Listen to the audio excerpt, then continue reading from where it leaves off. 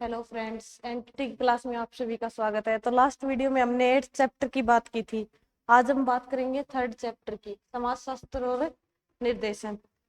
अब देखो, समाजशास्त्र जो शब्द है ना, उसको इंग्लिश में क्या कहते हैं? सोशलॉजी। ये दो शब्दों से मिलकर बना है, एक तो सोशियो और लॉजी। ये सोशियो जो है ना, ये लैटिन भाषा का शब्द है।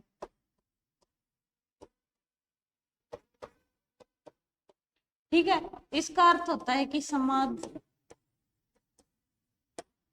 और लॉजी जो है वो ग्रीक भाषा का शब्द है। इसका अर्थ होता है अध्ययन करना।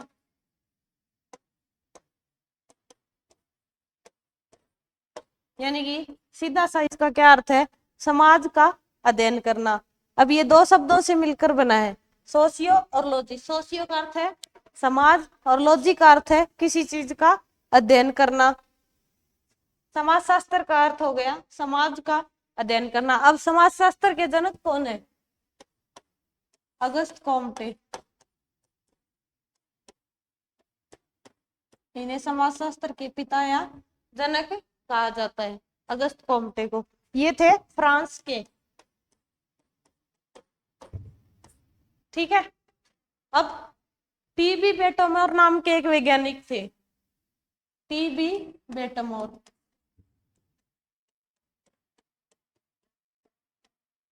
इन्होंने क्या किया? इनकी जो पुस्तक थी समाजशास्त्र नाम की, उसमें इन्होंने पहली लाइन लिखी कि हजारों वर्षों से लोग हैं वो समूहों और समाजों का क्या कर रहे हैं? अध्ययन कर रहे हैं। लेकिन जो समाजशास्त्र है वो क्या है? एक नवीनतम विषय है या फिर आधुनिक विषय है। यानी एक शताब्दी से प्राचीन विषय नहीं है। मतलब क्या है कि 100 साल से भी कम पुराना ये विषय, इसलिए इसे क्या कहा जाता है? नवीनतम या आधुनिक विषय कहा जाता है।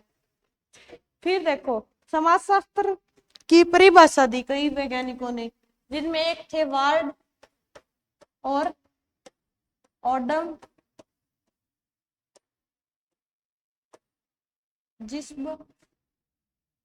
जिसबर्ट और गिडिंग्स। इन्होंने क्या कहा कि एक समाजशास्त्र है वो समाज का विज्ञान है, समाज का विज्ञान।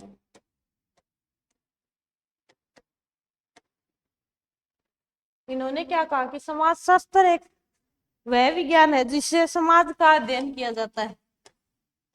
यानी समाजशास्त्र वह विज्ञान है जिससे समाज का अध्ययन किया जाता है।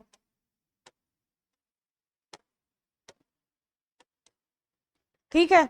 फिर जिस भट्ट ने क्या बताया कि समाजशास्त्र सामान्यतः समाज के विज्ञान के रूप में परिभाषित किया जाता है। यानी इसे समाज के विज्ञान के रूप में परिभाषित किया जाता है।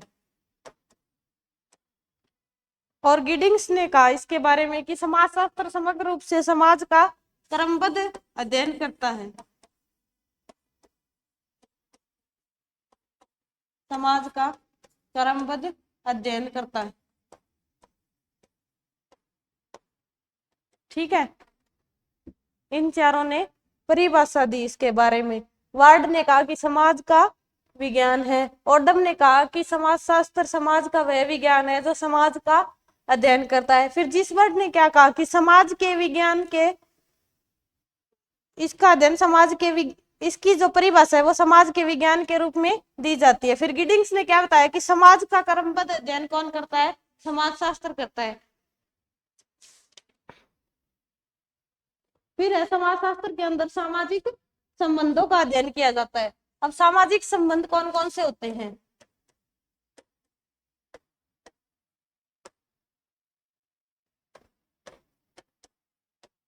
सामाजिक संबंध के अंदर 3 बताए इन्होंने। एक तो होता है व्यक्ति और दूसरे व्यक्ति के बीच का संबंध। फिर होता है व्यक्ति और किसी भी समूह के बीच का संबंध। ठीक है।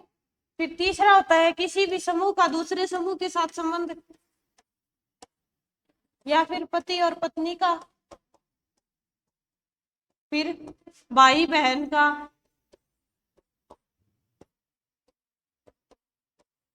या फिर पिता पुत्र का।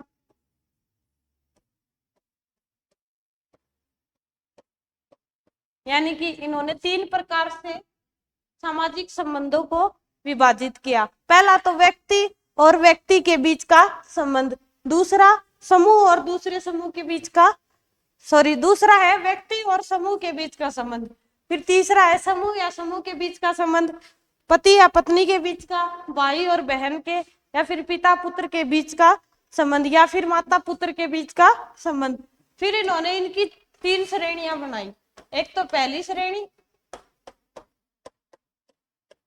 फिर दूसरी,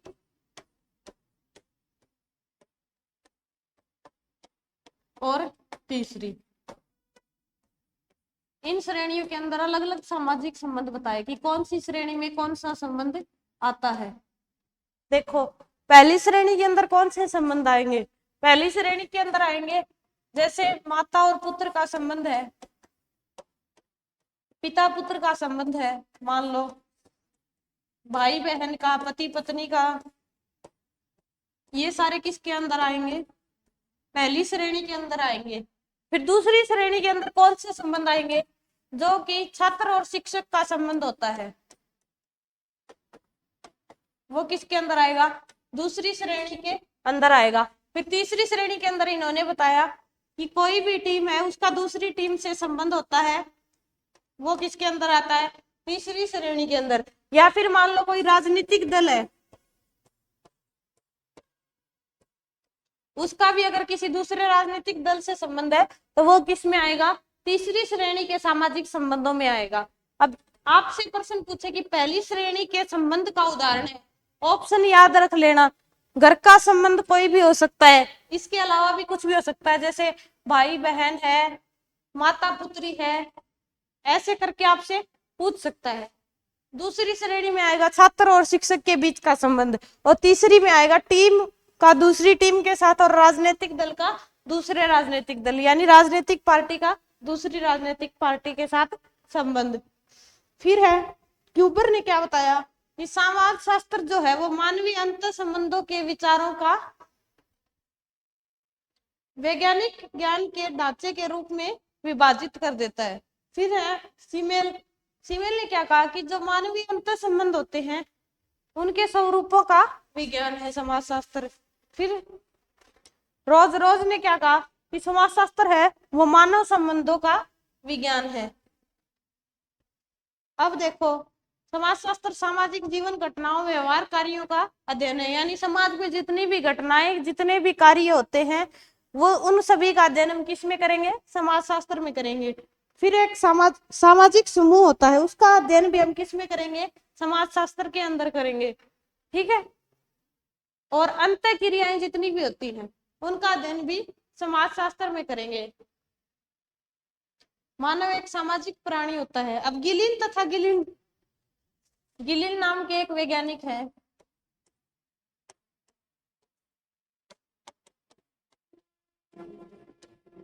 उन्होंने क्या कहा कि जो भी जीवित प्राणी होता है ना वो क्या करता है, दूसरे प्राणी के संपर्क में आता है तो अंतः क्रियाएं क्या होती हैं, शुरू होती है, यानी उनकी अंतः क्रियाओं का जन्म होता है। मान लो एक जीवित प्राणी दूसरे प्राणी के संपर्क में आने पर उनकी अंतः क्रियाओं का आरंभ हो जाता है, और उसके बाद अंतः क्रियाओं का अध्ययन हम किस में करते हैं, समाजशास्त्र के अंदर करते हैं। ये किसने बताया, गेलिन ने। फिर जिन्सबर्ग, इन्होंने कहा कि अंतः क्रियाएं जो है वो अंतः संबंधों, उनकी दशाओं और परिणामों का अध्ययन है। फिर है परिवार। अब जो परिवार है ना इसको इंग्लिश में क्या बोलते हैं, फैमिली बोलते हैं। है भाई फौजी की फैमिली। अब फैमिली है वो लैटिन भाषा का एक शब्द है, फैमुलस शब्द उससे बनी है,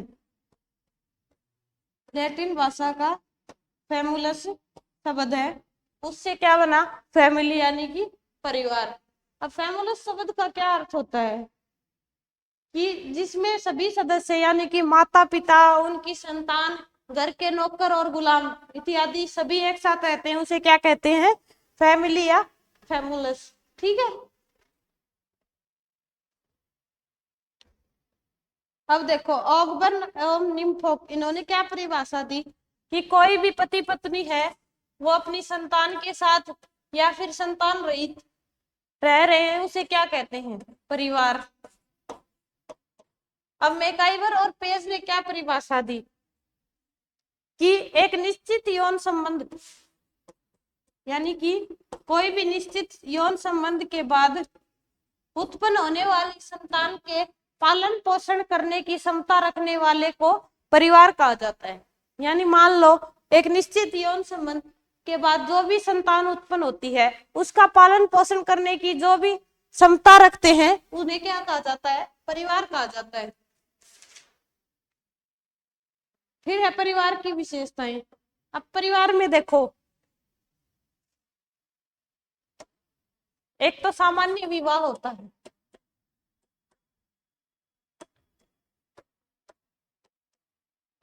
ठीक है, और विभिन्न स्वरूप होते हैं।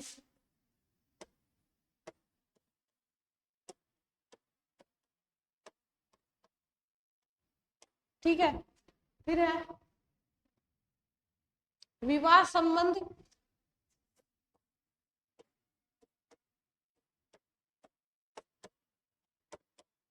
फिर है वंश या नामावली, वंश या नामावली।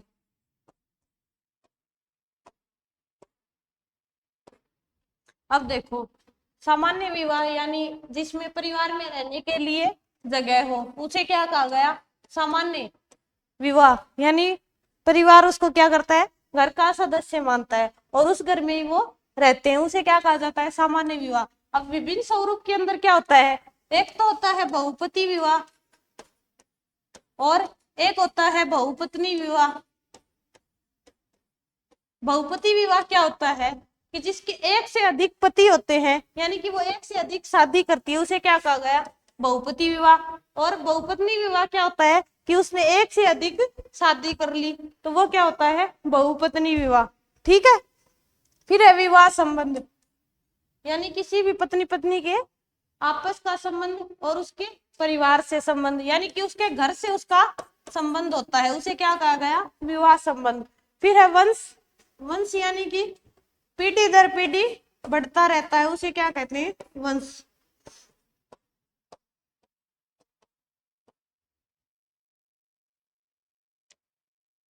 ये वंश परंपरा सभी परिवारों में पाई जाती है। फिर है विशिष्ट विशेषताएं, यानी परिवार की विशिष्ट विशेषताएं क्या होती है? सीमित आकार,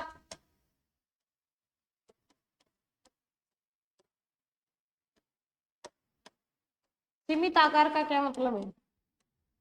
यानी कि दो तरह के परिवार पाए जाते हैं, एक तो एकल और एक संयुक्त। अब जो एकल परिवार होता है ना, वो क्या होता है? सीमित परिवार होता है, क्योंकि उसमें पति पत्नी और उनकी संतान यानी 3 से 4 सदस्य होते हैं। ठीक है। फिर है इसकी रचनात्मक प्रभाव, स्थायी व अस्थायी प्रकृति, भावात्मक आधार, यानी कि सभी जो सदस्य होते हैं परिवार के वो क्या होते हैं? भावनाओं में बंधे हुए होते हैं, एक दूसरे की भावनाओं में बंधे होते हैं। ठीक है। सदस्यों का उत्तरदायित्व, यानी प्रत्येक सदस्य का कुछ ना कुछ उत्तरदायित्व होता है परिवार के प्रति।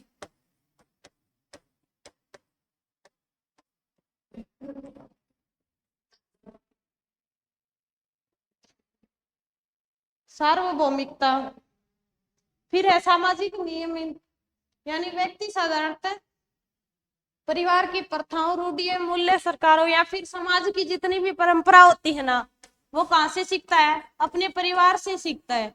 यानी कि समाज में जितनी भी परंपराएं चल रही होती है वो व्यक्ति सबसे पहले अपने घर परिवार से ही सीखता है। ठीक है। फिर भारत में स्त्रियों की शिक्षा के लिए क्या क्या किया जा रहा है? अब देखो भारत में स्त्रियों की शिक्षा के लिए क्या क्या किया जा रहा है।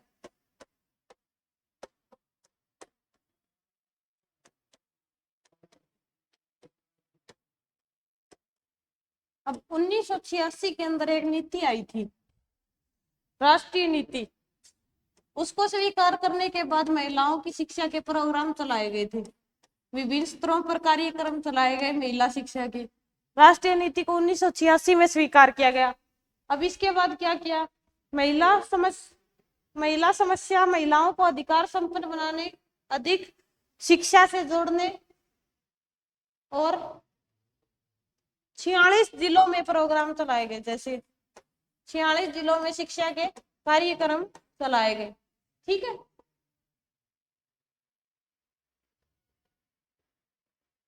फिर है महिला की शिक्षा की मांग को बढ़ाने के लिए 450 जिलों में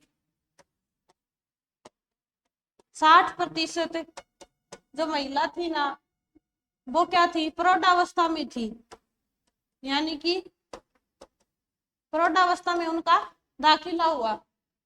450 जिलों में 60% महिलाएं प्रौढ़ थी जिनका विद्यालय में दाखिला हुआ, उन्हें प्रारंभिक शिक्षा दी गई। महिलाओं को कम साक्षरता वाले 163 जिलों में जिला प्राथमिक शिक्षा कार्यक्रम चलाए गए, यानी कि 163 जिलों में जिला प्राथमिक शिक्षा कार्यक्रम चलाए गए। फिर है प्रतिभाशाली विद्यार्थियों के लिए नवोदय स्कूल खोले। जैसे नवोदय जो स्कूल है ना, उनके अंदर फ्री बच्चों को पढ़ाया जाता है, जिनमें क्या होती है, प्रतिभा पाई जाती है। अब इनमें जो 1/3 सीट थी ना, वो किसकी थी, महिलाओं की थी, यानी 1/3 सीटों को महिलाओं को दिया गया। ठीक है, फिर है विश्वविद्यालय अनुदान आयोग, महिलाओं से संबद्ध विषयों में अनुसंधान किया जाता है। और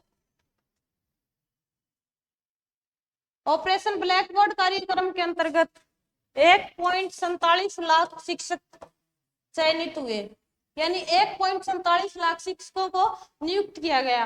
फिर उसके अंदर क्या था कि 47% महिलाएं थी, यानी कि 47% उसके अंदर महिला शिक्षकों को नियुक्त किया गया।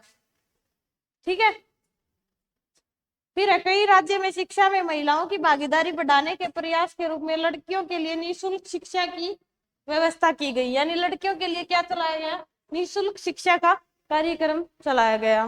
फिर शिक्षा के विभिन्न क्षेत्रों में महिलाओं की अधिक भागीदारी। ठीक है, फिर है महिलाओं में साक्षरता।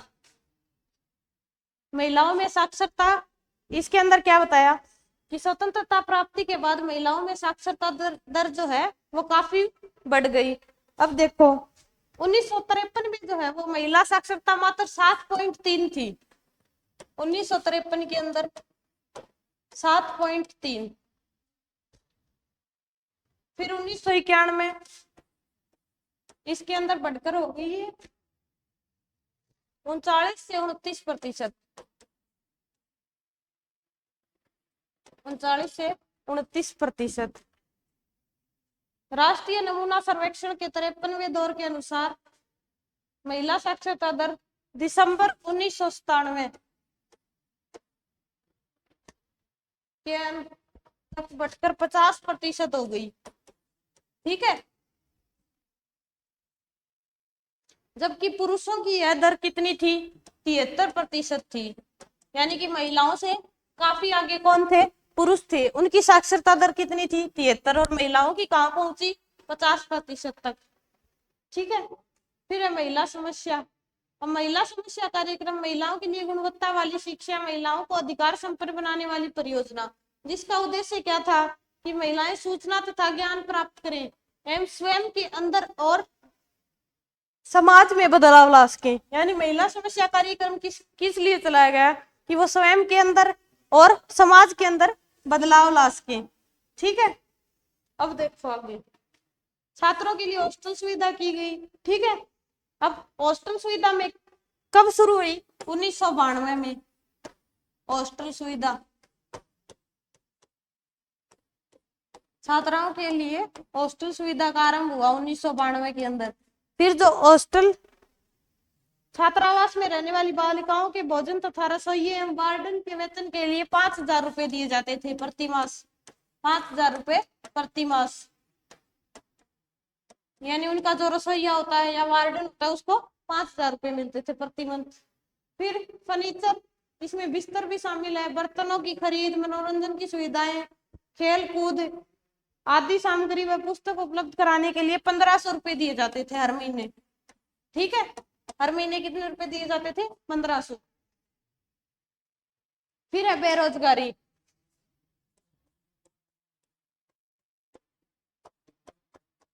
बेरोजगारी क्या है? सीधी सी भाषा में कहा तो आपका मनपसंद को काम ना मिले बिन के कहाँ पा बेरोजगारी कहाँ, क्योंकि मजबूरी में जो काम करना पड़ता है वो हम मन से नहीं करते हैं, तो उसे क्या कहा जाता है? बेरोजगारी। यानी अपना मनपसंद कार्य न मिलना क्या होता है? बेरोजगारी। अब इसके अंदर क्या क्या बताया है? काल प्रीब्राम इन्होंने लिखा कि बेरोजगारी श्रम बाजार की एक दशा है, श्रम शक्ति की पूर्ति कार्य करने के स्थानों की संख्या से अधिक होती है। यानी कि कार्यकरण का स्थान तो कम हो है और श्रम के करना पड़े ज्यादा हो, श्रम ज्यादा करे फिर भी क्या करे? वेतन के मिले कम मिले। ठीक है, फिर फेयर चाइल्ड के बतायो कि बेरोजगारी एक सामान्य मजदूरी है, मजदूरी करने वाले वर्ग को सामान्य काम करने वाले समय में सामान्य वेतन पर सामान्य दशाओं में वेतन मिलने वाले काम से अनिच्छा पूर्वक तथा जबरदस्ती अलग कर देना है। यानी साधारण रूप में बेरोजगारी का मतलब क्या है? इच्छा करने वाला काम न मिलना, यानी अपनी इच्छा के अनुसार काम न मिलना, उसे ही क्या कर रहा है साधारण रूप में? बेरोजगारी। अब देखो भारतीय कृषि में बेरोजगारी, रॉयल एग्रीकल्चर कमीशन के अनुसार भारत के गांव में किसान 3 मास तक बेकार रहते हैं। सन 1951 में जो है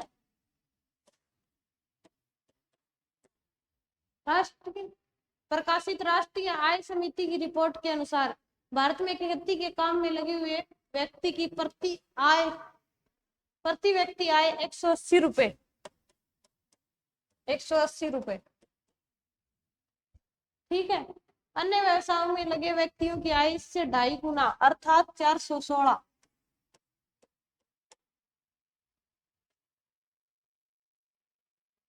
आय की इस कमी के कारण कृषि संबंधी बेरोजगारी थी।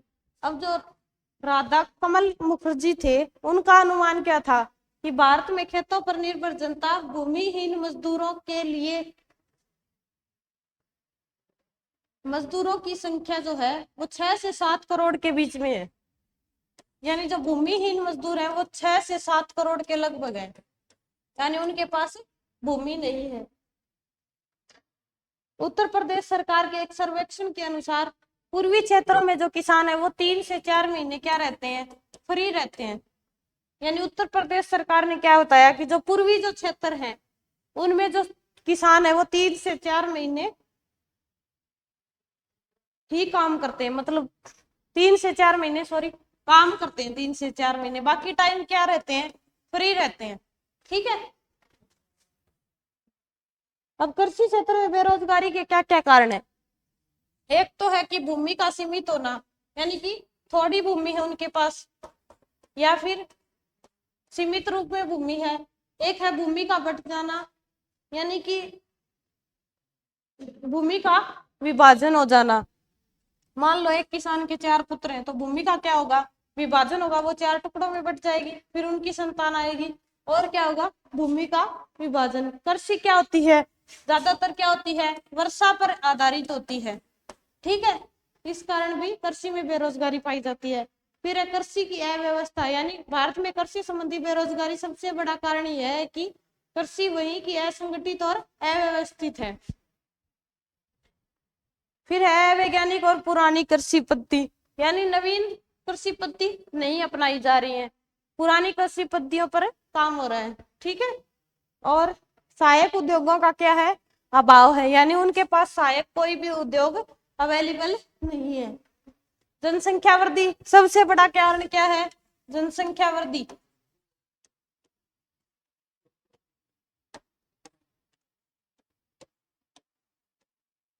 सबसे बड़ा कारण है जनसंख्या वृद्धि। खेती की मौसमी प्रकृति, मौसम पर अत्यधिक आधारित होती है कृषि। फिर है मुख्य उपाय क्या क्या है इसमें? एक तो कृषि व्यवस्था में सुधार, फिर है भूमि को बढ़ाना, सार्वजनिक निर्माण और कृषि बाजार का संगठन, सिंचाई की समुचित प्रबंधन और सहायक उद्योगों का विकास, सामाजिक स्थानांतरण का प्रबंध। सामाजिक स्थानांतरण का मतलब क्या होता है? मान लो एक जगह पे किसान फ्री बैठे हैं, ठीक है, दूसरी जगह पे क्या है, बहुत सारा काम है, तो क्या करेंगे, उनको वहां पर भेज देंगे काम के लिए, सामाजिक स्थानांतरण हो जाएगा। उनको क्या मिलेगा? रोजगार मिलेगा और उनका काम हो जाएगा, ठीक है। फिर देखो व्यक्ति एवं समाज के पारस्परिक संबंधों की विवेचना। अब व्यक्ति और समाज के अंदर बहुत ही घनिष्ठ संबंध पाया जाता है,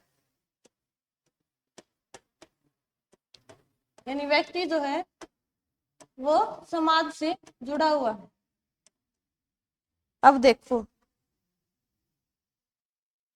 मनुष्य का प्राणी शास्त्रीय आधार और उसका सामाजिक आधार, इन्हीं दोनों आधारों पर समन्वय से मनुष्य मनुष्य के रूप में सामाजिक प्राणी बनता है। अब अरस्तु, डेविस और पुले इस बात पर बल दिया कि व्यक्ति और समाज एक दूसरे को अलग नहीं किया जा सकता, दोनों एक दूसरे के पूरक हैं तथा उनको एक भी अनुपस्थिति दोनों का निर्माण नहीं कर सकता। यानी एक तो अरस्तु नाम के वैज्ञानिक थे और पुले नाम के और डेविस नाम के, इन तीनों ने क्या कहा कि ये दोनों क्या हैं, एक दूसरे के बिना अधूरे हैं, यानी एक को भी अलग कर दिया जाए तो हम निर्माण नहीं कर सकते, किसी एक की अनुपस्थिति से क्या नहीं होगा, इनका निर्माण नहीं होगा।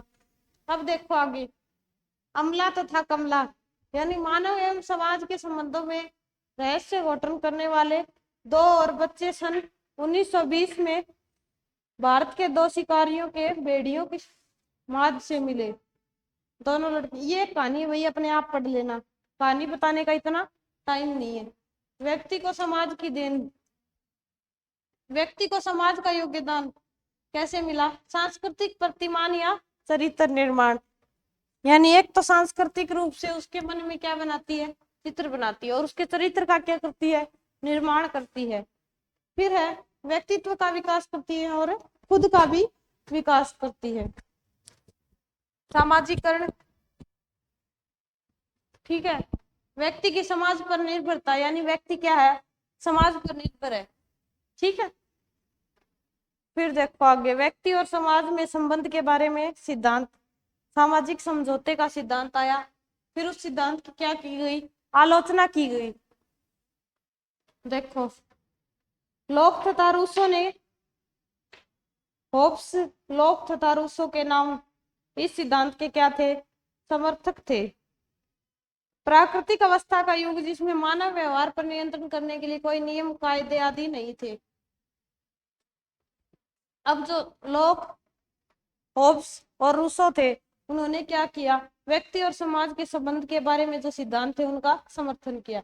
फिर आलोचना किसने की, होब्स की आलोचना करते हुए विद्वानों ने कहा कि होब्स ने मानव को सामाजिक गुणों से विहीन माना है, यानी होब्स ने क्या कहा कि मानव जो है वो सामाजिक गुणों से विहीन है, यानी उसके अंदर सामाजिक गुण नहीं है, परंतु पूर्णतः स्वार्थी मनुष्य समझौते से कैसे बंध सकता है, यानी पूर्णतः स्वार्थी जो व्यक्ति होता है वो समझौते में कैसे बंध सकता है। अब है सामवेई सिद्धांत, सामवेई सिद्धांत जो सामाजिक समझौते के सिद्धांत के बिल्कुल विपरीत है।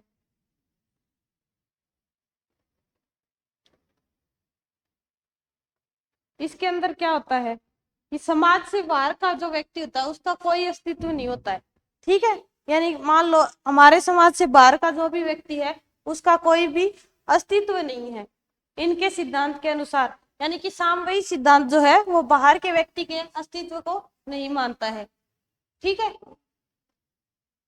फिर इस सिद्धांत की आलोचना की गई जैविक सिद्धांत के आधार पर, ठीक है।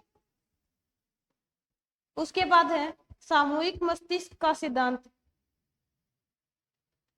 इसके अंदर क्या कहा गया कि सामूहिक सिद्धांत के तरह कुछ अस्पष्ट विचारों द्वारा निर्मित किया गया, यानी कुछ अस्पष्ट विचारों द्वारा निर्मित हुआ है ये सिद्धांत, सामूहिक मस्तिष्क का सिद्धांत।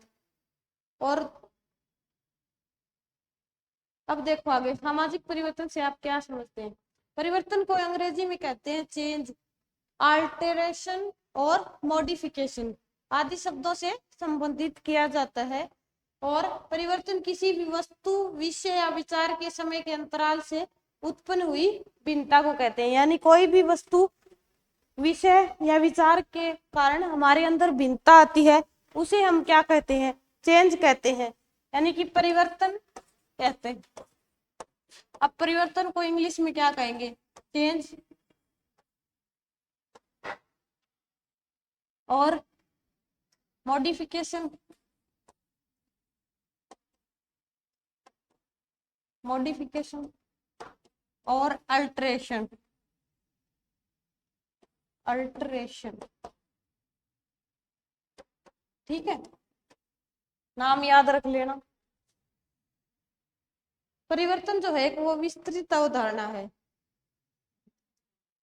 अब डेविस ने परिवर्तन के बारे में क्या कहा? डेविस ने कहा कि सामाजिक परिवर्तन का मतलब है कि जो सामाजिक ढांचे और प्रक्रिया में जो कार्य होते हैं वो क्या होते हैं? सामाजिक परिवर्तन होते हैं। ये बात डेविस ने कही। फिर है गिलिन तथा गिलिन, इन्होंने कहा कि सामाजिक परिवर्तन जीवन की स्वीकृत रीतियों में घटित परिवर्तन को कहते हैं। यानी हमारे जीवन में जितने भी रीति रिवाज हैं उनमें जो घटित प्रक्रिया होती है उसे क्या कहा जाता है? सामाजिक परिवर्तन कहा जाता है। ये बात किसने कही थी? गिलिन तथा गिलिन ने कही। फिर देखो, फिर इसकी परिभाषा किसने दी? मैकाइवर और पेज ने। इन्होंने क्या कहा कि समाजशास्त्री होने के नाते हमारा सीधा संबंध किससे है? सामाजिक संबंधों से है। अतः जिस सामाजिक परिवर्तन कहते हैं वह केवल इन्हीं सामाजिक संबंधों में परिवर्तित है। यानी सामाजिक संबंध का ही दूसरा नाम क्या बताया इन्होंने? सामाजिक परिवर्तन बताया। यानी समाजशास्त्री होने के नाते हमारा सीधा संबंध किससे होता है? सामाजिक संबंधों से होता है। और सामाजिक संबंधों को ही क्या कहा इन्होंने? सामाजिक परिवर्तन का। ठीक है, सामाजिक परिवर्तन के मुख्य कारक क्या क्या हैं? एक तो है जैविक कारक। अब जैविक कारक के अंदर वंशानुक्रमणीय पद्धति में होने वाले परिवर्तनों को रखते हैं। वंशानुक्रमणीय निर्धारित करता है कि आगे आने वाली पीढ़ी का स्वास्थ्य कैसा होगा। फिर है भौतिक कारक। भौतिक यानी कि प्राकृतिक पर्यावरण जो भी है इसके अंदर आएंगे। भौतिक कारक के अंदर क्या क्या आएंगे? भौगोलिक और प्राकृतिक पर्यावरण। जब हम कोई भी परिवर्तन हमारी भौतिक या भौगोलिक पर्यावरण में होता है तो उसका प्रभाव क्या होता है? हमारे समाज पर पड़ता है। ठीक है, वो होता है भौतिक कारक। फिर है जनसंख्या कारण।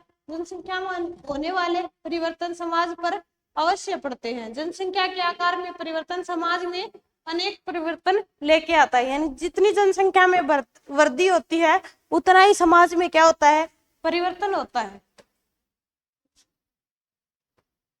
फिर देखो आर्थिक कारक। आर्थिक व्यवस्था का प्रादुर्भाव होता है, वैसे वैसे समाज में अनेक परिवर्तन हुआ करते हैं। मार्क्स तो आर्थिक को समाज में परिवर्तन का केंद्रीय कारक मानते हैं। अब जो मार्क्स थे उन्होंने आर्थिक कारण को क्या माना? समाज में परिवर्तन का केंद्रीय कारक माना। अब जो प्रौद्योगिक कारक है वो मनुष्य भोजन एकत्रित किया करता था, उत्पादन से उसका परिचय नहीं हुआ था। कृषि युग में आते आते वह उत्पादन तो करने लगा परंतु उत्पादन केवल उपभोग के लिए ही होता था।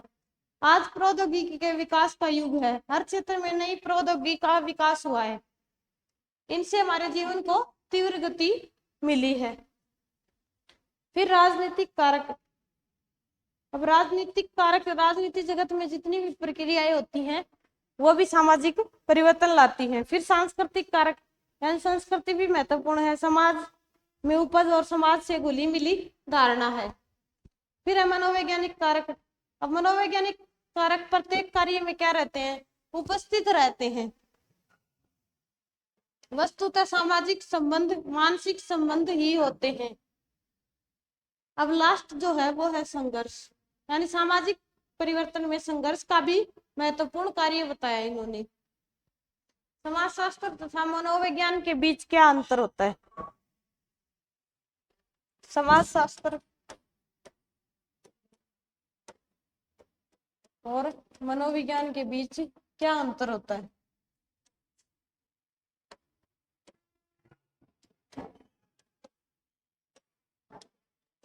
ये बताओ आप। समाजशास्त्र दोनों ही क्या है, सामाजिक विज्ञान है। समाजशास्त्र तो सामाजिक क्रियाओं से संबंधित है, यानी इसके अंदर तो क्या होगा, सामाजिक क्रिया।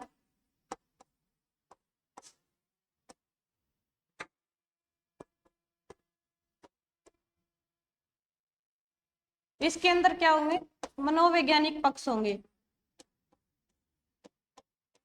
मनोवैज्ञानिक दशाएं होंगी इसके अंदर, ठीक है। या फिर मानसिक दशा, जो भी बोलो आप, मानसिक और मनोवैज्ञानिक एक ही चीज है।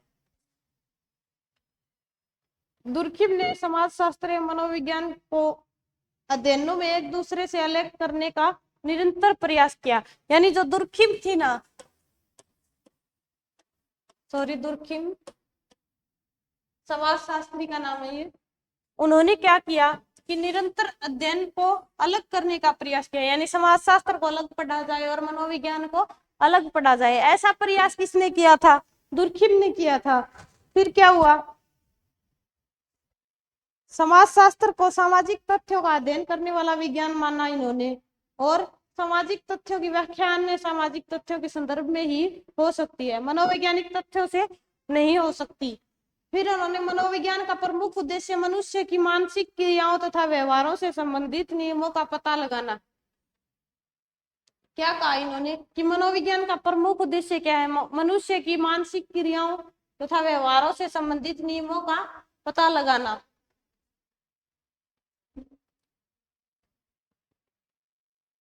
बोटोमोर ने क्या कहा कि समाजशास्त्र तथा मनोविज्ञान के परस्पर संबंधों को निरूपण करने वाली चरम विचारधाराओं का उल्लेख किया। नेडल ने क्या कहा, नेडल का भी यही विचार है कि मनोविज्ञान की सहायता से सामाजिक जांच अच्छी तरह से हो सकती है, यानी ज्यादातर क्या थे, इसके समर्थन में थे। सामाजिक मनोविज्ञान वह शाखा है जो समाजशास्त्र तथा मनोविज्ञान को अधिक नजदीक लाती है, यानी सामाजिक मनोविज्ञान जो है वो समाजशास्त्र और मनोविज्ञान को अधिक नजदीक लेके आती है। एक सेकंड रुकना भाई।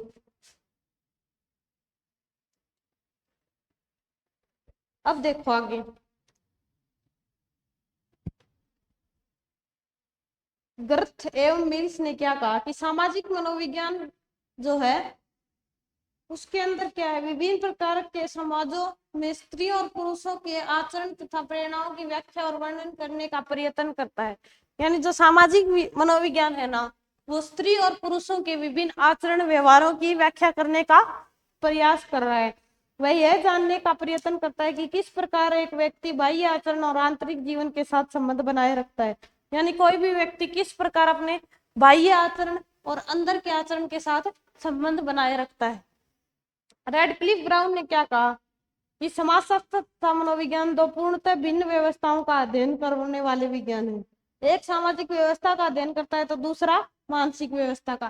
तथा इन्होंने क्या दावा किया कि स्पष्टीकरण के इन दोनों स्तरों को मिश्रित नहीं किया जा सकता। मनोविज्ञान तथा समाजशास्त्र में प्रमुख अंतर निम्न है। समाजशास्त्र अध्ययन की मुख्य विधियां एवं पद्धतियां कौन सी है। विधि एक विशिष्ट तरीका, एक ऐसा तरीका अर्थात उपकरण है जिसकी सहायता से अनुसंधान या अध्ययन की समस्या के बारे में क्रमबद्ध अध्ययन किया जा सकता है। ठीक है, ये सारा हम किस में करेंगे, अगली वीडियो में करेंगे, क्योंकि ऐसे तो ज्यादा हो जाएगा, ऐसे कुछ समझ नहीं आएगा भाई। जल्दी जल्दी पढ़ाते हैं ना तो मेरे को ही समझ में नहीं आ रहा आज तो मैं क्या बोल रही हूँ। आप अगली वीडियो में देखना इनको। अभी कम से कम 38 या 40 मिनट की वीडियो हो जाएगी, एक और बनेगी 38 या 40 मिनट या उससे भी कम, वो और डाल देंगे। ठीक है, दोनों देख लेना, बाकी बात कर लेंगे हम अगली वीडियो में।